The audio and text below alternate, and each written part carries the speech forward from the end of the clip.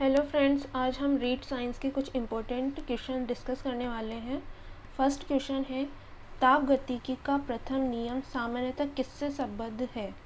A Charles नियम, B Newton का शीतलन नियम, सी ऊष्मा विनिमय का नियम या डी ऊर्जा के संरक्षण का नियम।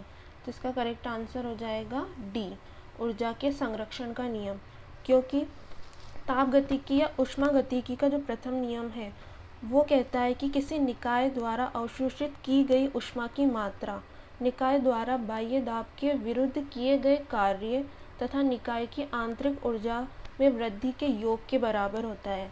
यानी कि del Q is equal to del U plus del W। तो ये ऊर्जा के संरक्षण के नियम को फॉलो करता है, तो इसका करेक्ट आंसर हो जाएगा डी। सेकंड क्वेश्चन है, बालक के सर्वांगीण विकास के लिए विज्ञान विषय का अन्य विषयों से सहसंबंध होना चाहिए, क्योंकि इससे ए छात्रों का दृष्टिकोण विस्तृत बन जाता है, बी छात्र सभी विषयों को महत्वपूर्ण मानता है, सी छात्र संचित ज्ञान से नए ज्ञान का संबंध जोड़ता है, डी उपयुक्त सभी। तो ये सारे सहसंबंध के लिए ठीक है, तो इसका करेक्ट आंसर हो जाएगा डी। नेक्स्ट क्वेश्चन है, विज्ञान शिक्षण की ज्ञानात्मक पक्ष से संबंधित है। ए बोध व प्रयोग, बी ग्रहण करना व प्रतिक्रिया, सी उत्तेजना या कार्यवाही या डी उपरोक्त सभी। तो यहाँ पर ज्ञानात्मक पक्ष, तो ज्ञानात्मक पक्ष से संबंधित होगा बोध व प्रयोग, तो इसका करेक्ट आंसर हो जाएगा ए।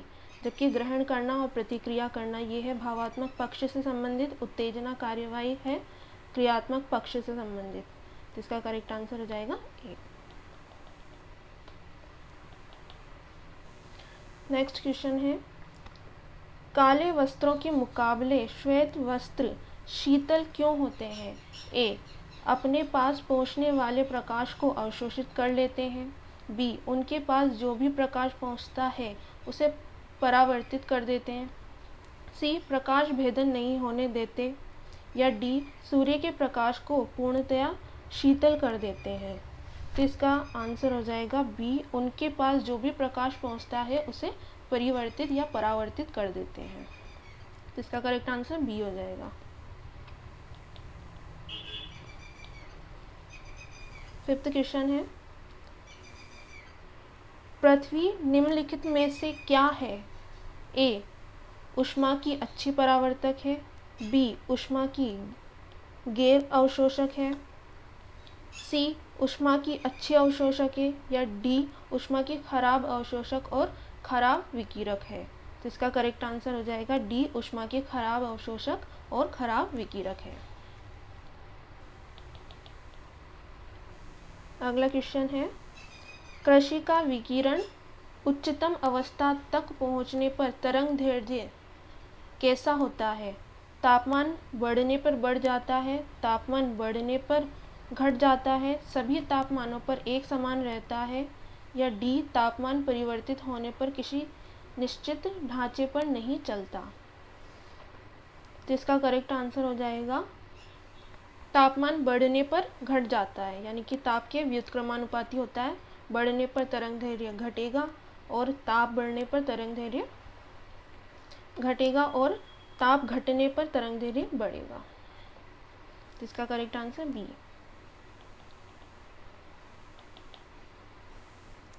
सेवंथ क्वेश्चन है, निम्न में से प्रबल बल है? ए चुंबकीय बल, बी विद्युत बल, सी नाभिकीय बल, या डी गुरुत्वाकर्षण बल। तो प्रबल बल है नाभिकीय बल, यानी कि जैसे जैसे परास बल की परास अधिकतम होती है वैसे वैसे जो बल होता है वो कम प्रबल होता है। तो नाभिकीय बल में परास कम होगी, इस वजह से वो बल प्रबल होगा। तो इसका आंसर नाभिकीय बल। अगला क्वेश्चन है, वैज्ञानिक प्रगति निर्भर करती है?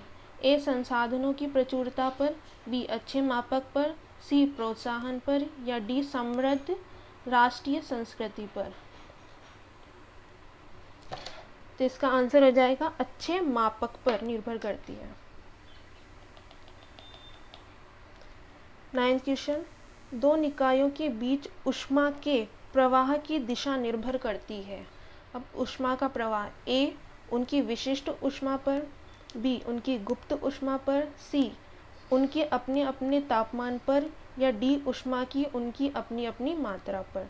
तो इसका आंसर हो जाएगा ताप में अंतर होने पर ही तो ऊष्मा का प्रवाह होगा, तो अधिक ताप से न्यून ताप की ओर ऊष्मा बहती है। तो इसका आंसर हो जाएगा उनके अपने अपने तापमान पर या तापांतर पर। अगला क्वेश्चन है, पदार्थ का परमाणु सिद्धांत किसने प्रतिपादित किया? ए एवोगैड्रो, बी डाल्टन, सी न्यूटन, या डी पास्कल। तो परमाणु सिद्धांत दिया था डाल्टन ने, तो इसका करेक्ट आंसर बी हो जाएगा। 11th क्वेश्चन, कौन से दो आधारभूत बल दो न्यूट्रॉन के बीच आकर्षण बल उपलब्ध करा सकते हैं? ए गुरुत्वीय या स्थिर वैद्युत बल, बी कुछ अन्य बल, सी गुरुत्वीय और नाभिकीय बल, डी स्थिर वैद्युत और नाभिकीय बल। तो इसका करेक्ट आंसर हो जाएगा सी गुरुत्वीय और नाभिकीय बल। ये दोनों मिलकर आकर्षण बल का कार्य करते हैं।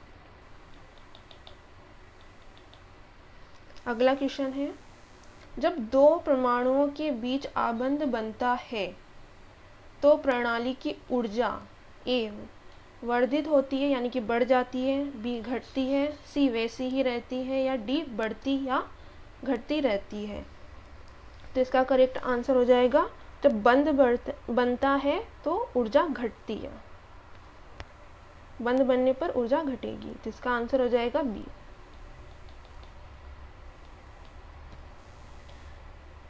अगला क्वेश्चन है, विज्ञान शिक्षण के भावात्मक पक्ष से संबंधित है? ए प्रयोग विश्लेषण, बी प्रतिक्रिया व अनुमूल्यन, सी उत्तेजना व नियंत्रण, या डी उपरोक्त सभी। अब भावात्मक पक्ष में आ जाएगा प्रतिक्रिया या अनुक्रिया व अनुमूल्यन। तो इसका करेक्ट आंसर हो जाएगा बी, क्योंकि भावात्मक पक्ष है, तो भावात्मक पक्ष बी आंसर सही है। अगला क्वेश्चन है, विज्ञान की शाखा नहीं है? ए रसायन, बी भौतिकी, सी चिकित्सा, या डी राजनीति विज्ञान। तो इजी क्वेश्चन, डी राजनीति विज्ञान, विज्ञान की कोई शाखा नहीं है।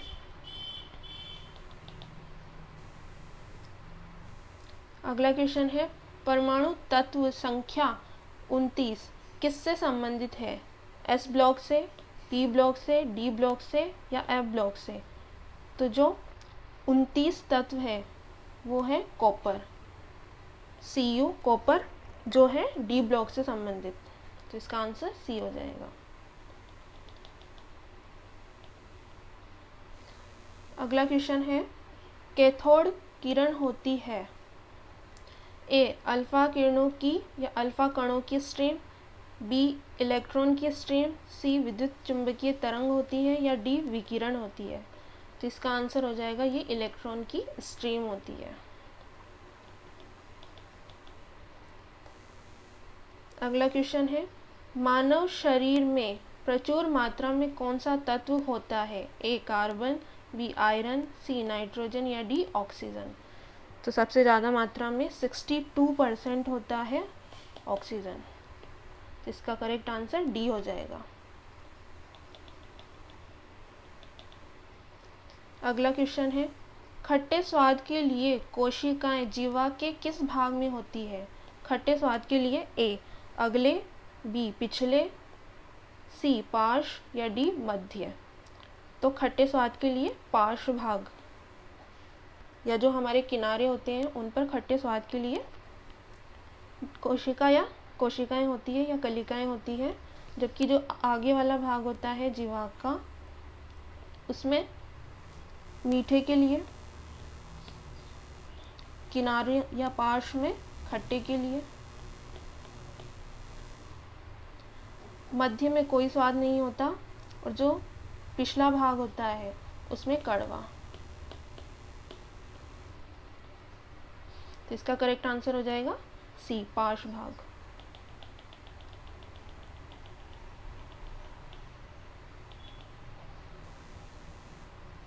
अगला क्वेश्चन है, उत्तल लेंस की शक्ति होती है ए धनात्मक, बी ऋणात्मक, सी शून्य या डी काल्पनिक। तो उत्तल लेंस की शक्ति हमेशा धनात्मक होती है, तो इसका करेक्ट आंसर हो जाएगा ए, धनात्मक। अगला क्वेश्चन है, एक वायुमंडलीय दाब तुल्य है ए 1.025 मल्टीप्लाई 10⁵ न्यूटन पर मीटर स्क्वायर, या बी 1.013 मल्टीप्लाई 10⁵ न्यूटन पर मीटर स्क्वायर, या 760 न्यूटन पर मीटर स्क्वायर, या डी इनमें से कोई नहीं। तो इसका करेक्ट आंसर हो जाएगा बी 1.013 मल्टीप्लाई 10⁵ न्यूटन पर मीटर स्क्वायर।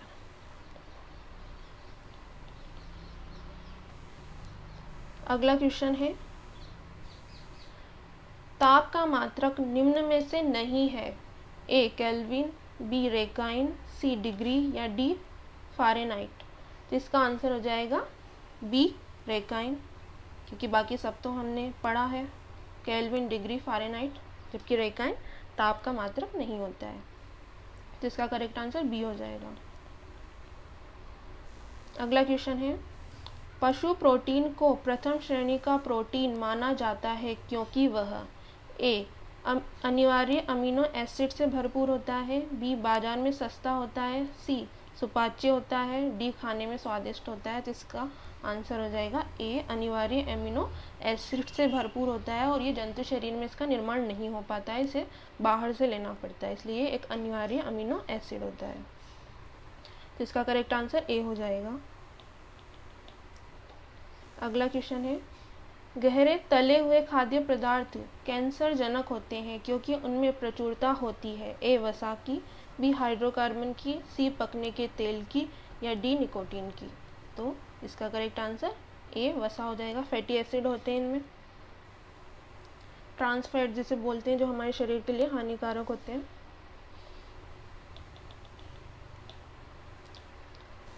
अगला क्वेश्चन है, भारत शासन ने या भारत प्रशासन ने पर्यावरण विभाग का गठन किया ए 1972 में, बी 1980 में, सी 1992 में, या फिर डी 2002 में। तो इसका करेक्ट आंसर है 1972 में स्वीडन में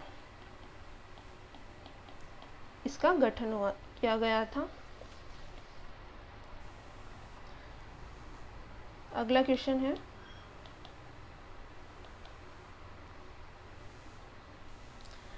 सफल विज्ञान शिक्षण की छात्र में अनुभूति होगी ए सभ्यता के विकास में विज्ञान की सराहना करने से, गणना में कंप्यूटर उपयोग की सराहना से, सी विज्ञान में शुद्धता की सराहना से, या डी उपरोक्त सभी। तो इसका करेक्ट आंसर डी हो जाएगा, ये सभी करने से छात्र में विज्ञान शिक्षण के लिए अनुभूति या प्रोत्साहन मिलेगा उसे।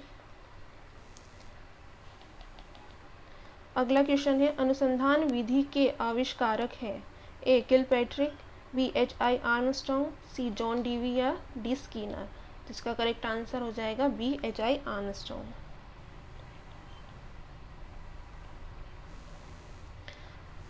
अगला क्वेश्चन है, श्वसन मूल किस में पाए जाते हैं ए मरुद्भिद में, बी लवण मृदोद्भिद में, या सी अधिपादप में, या डी जलोद्भिद में। तो इसका करेक्ट आंसर हो जाएगा बी लवण मृदोद्भिद, क्योंकि ऐसी जगह जहाँ पर ऑक्सीजन की कमी होती है तो ये क्या करती है, श्वसन मूल ज़मीन से बाहर निकल जाती है, या फिर इसका कुछ भाग बाहर निकलकर ऑक्सीजन की पूर्ति करता है पादपों को। तो श्वसन मूल लवण मृदोद्भिद में पाई जाती है।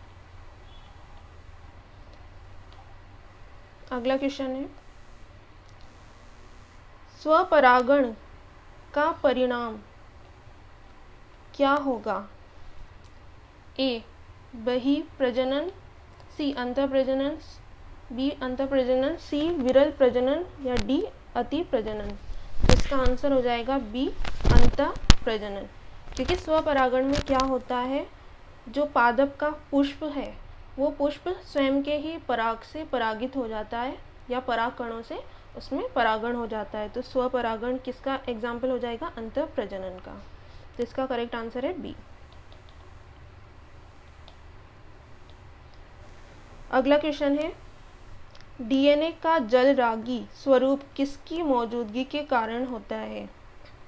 ए थाइमिन बेस, बी विभिन्न हाइड्रोजन बंध, सी फॉस्फेट वर्ग, या डी डीऑक्सीराइबो शर्करा। तो इसका करेक्ट आंसर हो जाएगा फॉस्फेट ग्रुप की वजह से होता है जलरागी भाग।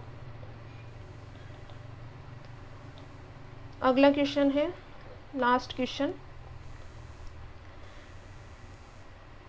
वस्तु से बड़े आकार का काल्पनिक प्रतिबिंब बनाया जा सकता है। ए उत्तल दर्पण द्वारा, बी अवतल दर्पण द्वारा, सी समतल दर्पण द्वारा, या डी अवतल लेंस द्वारा। तो इसका करेक्ट आंसर हो जाएगा बी अवतल दर्पण द्वारा काल्पनिक प्रतिबिंब और वस्तु से बड़ा प्रतिबिंब बनता है। तो इसका आंसर है अवतल दर्पण द्वारा।